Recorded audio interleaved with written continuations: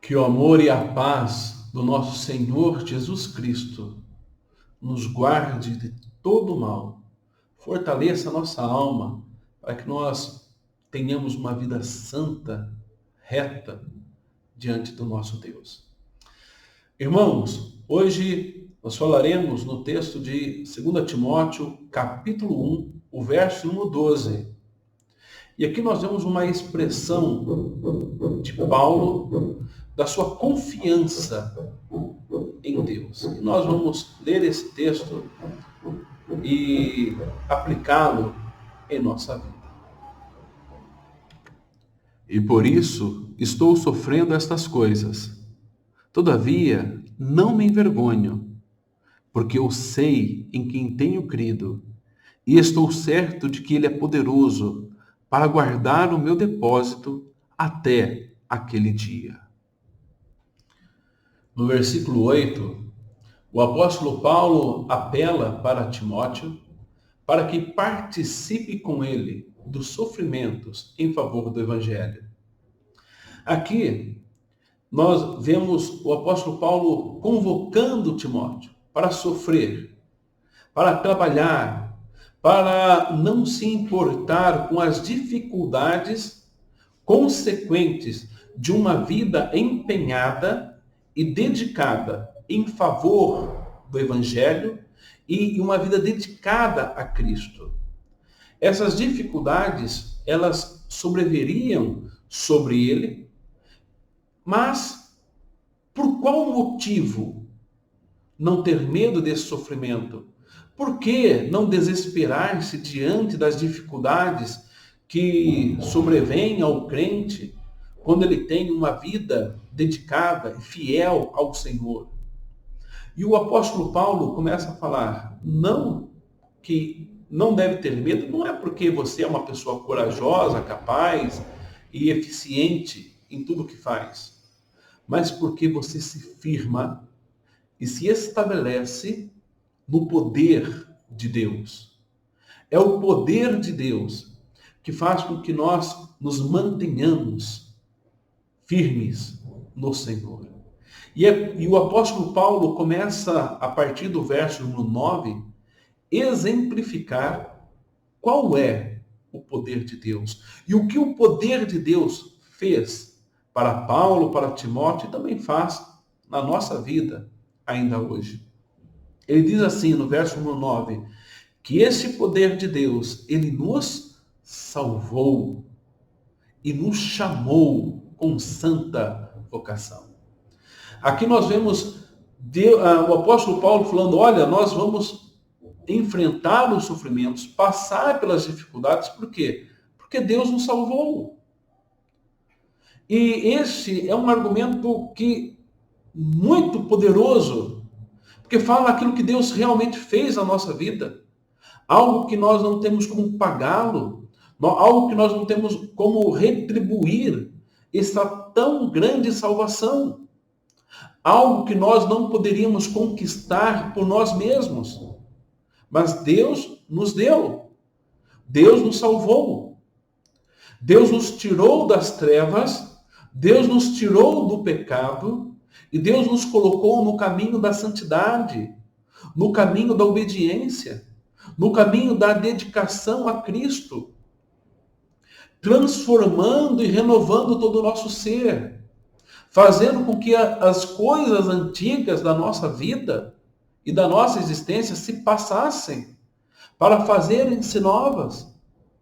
Deus nos salvou ignorando a nossa época da ignorância, esquecendo da época da nossa ignorância, os nossos pecados, e trouxe uma vida renovada, que realmente agora glorifica o Senhor. Nós vemos que Deus nos salvou e Deus nos chamou. Esse chamar é o processo, é o início do processo da salvação. E Deus nos chamou, não segundo, Deus nos chamou para uma vida santa e irrepreensível. E Deus nos chamou não segundo as nossas obras, Deus não te chamou porque você é melhor, porque você é capaz, porque você fez por merecer. Pelo contrário, o apóstolo Paulo fala lá na primeira carta aos Coríntios, que dizendo, reparai, pois, na vossa vocação. Não foram muitos nobres, não foram muitos de muitos grandes desse mundo, mas Deus chamou as coisas loucas, as coisas fracas. E é isso, nós somos os fracos, os falhos, os pecadores. Deus nos chamou, não porque nós éramos merecedores, mas por causa por causa do seu próprio amor por nós. E aqui fala, foi por causa da sua determinação e graça. Foi Deus que assim determinou esse chamado na nossa vida. E a sua graça. E graça, nós entendemos que quer dizer um favor imerecido. Nós não merecemos a graça de Deus. Nós somos pecadores. Nós somos falhos. Nós ainda pecamos, mesmo nós que conhecemos a verdade de Deus, mesmo nós sendo conhecedores do Evangelho, ainda nós pecamos, nós falhamos. Por quê?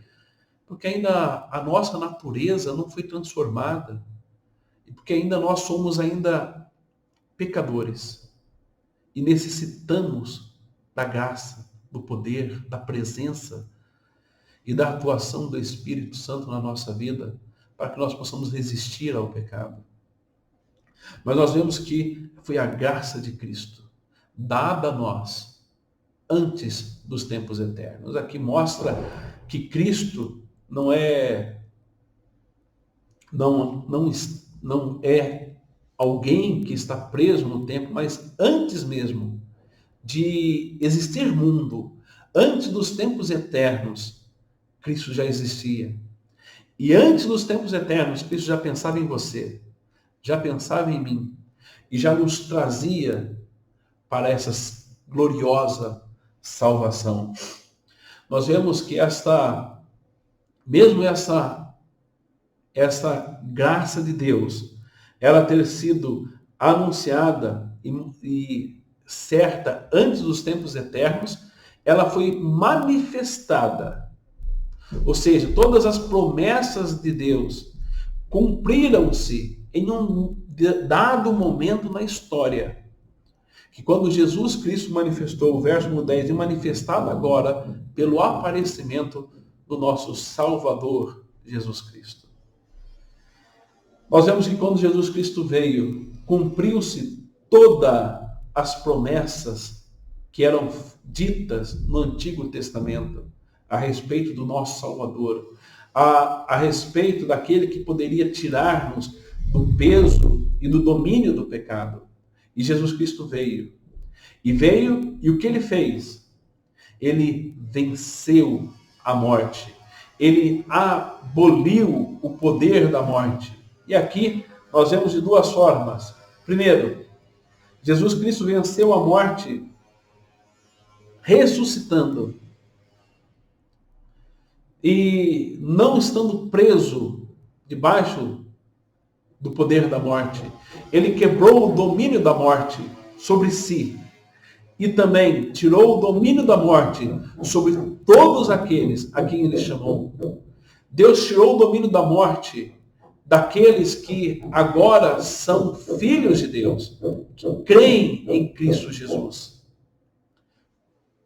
E esta morte também refere-se à morte eterna. Porque nós agora somos salvos, está manifestada em nós o quê? A vida e a imortalidade. Então nós não estamos mais debaixo da morte eterna. Aqueles que não creem em Cristo, aqueles que não vivem para Cristo, ainda estão condenados. Mas aqueles que foram resgatados pelo Senhor Jesus Cristo, têm em sua vida a vida e a imortalidade.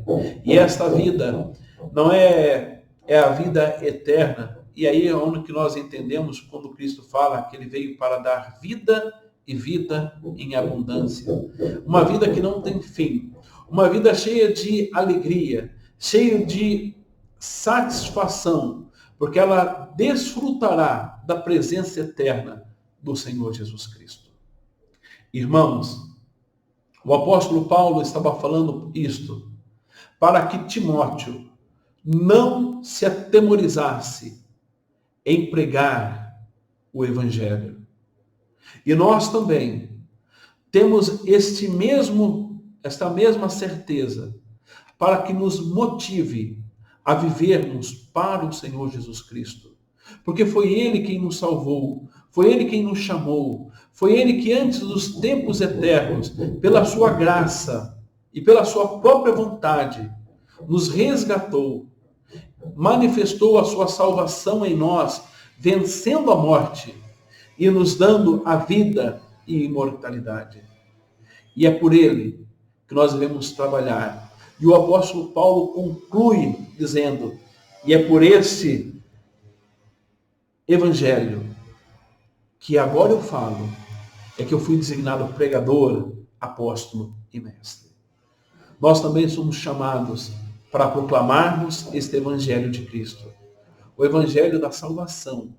O Evangelho que Cristo nos deu para resgatarmos da morte eterna, para desfrutarmos da vida em companhia do nosso Senhor Jesus Cristo. Que Deus esteja nos abençoando e que isso também nos motive a vivermos para o Senhor Jesus Cristo em todos os momentos da nossa vida. Que Deus esteja nos abençoando. Vamos orar neste momento. Santo e eterno Deus, fortaleça-nos, Senhor, neste momento, para que nós possamos viver para Ti. Que nós não temamos as dificuldades que o mundo nos coloca, mas que nós dediquemos a nossa vida para o Senhor, tendo em mente tudo aquilo que o Senhor fez por nós, mesmo sendo nós imerecedores de tudo isto.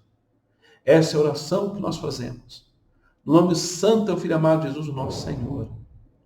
Amém.